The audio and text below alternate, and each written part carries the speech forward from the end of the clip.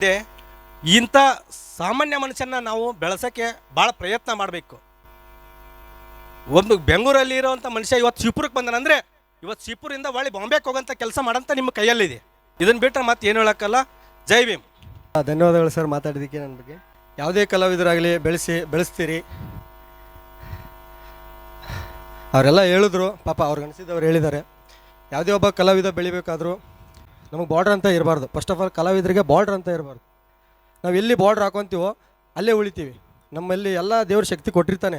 ನಾ ಇನ್ನೂ ಏನೂ ಮಾಡಿಲ್ಲ, ನಾ ಇನ್ನೂ ಹೀರೋ ಅಲ್ಲ, ಇನ್ನು ಮುಂದೆ ಆಗೋದು ಹೀರೋ.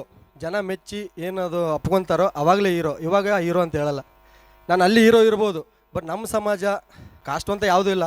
ಮನುಷ್ಯಲ್ಲಿರೋದು ಎರಡೇ ಕಾಸ್ಟು, ಒಂದು ಹೆಣ್ಣು ಒಂದು ಗಂಡು. ಇಲ್ಲಿ ತಂದೆ ತಾಯಿ 9 ತಿಂಗಳು ಮಕ್ಕಳನ್ನ ಹೊತ್ತು ಸಾಕಿರ್ತಾರೆ. ಬಟ್ ನಮ್ಗೆ ಗೊತ್ತಿರಲ್ಲ ಕಷ್ಟ ಏನು ಅಂತ. ಎಷ್ಟೋ ಜನರಿದ್ದಾರೆ, ತಂದೆ ತಾಯಿ ಬಿಡು, ಏನೋ ಹುಟ್ಟಿಸಿದ್ದಾರೆ, ಹುಟ್ಟಿದ್ದೀವಿ, ಆಯಿತು, ಬಿಡು ಬೇಡ. ತಂದೆ ತಾಯಿ ಫಸ್ಟು ತಂದೆ ತಾಯಿ ನಾವು ಮಕ್ಕಳಾಗಿರ್ತೀವಿ, ಕೊನೆಗೆ ಅವ್ರಿಗೆ ನಮ್ಮ ಮಕ್ಕಳಾಗ್ತಾರೆ.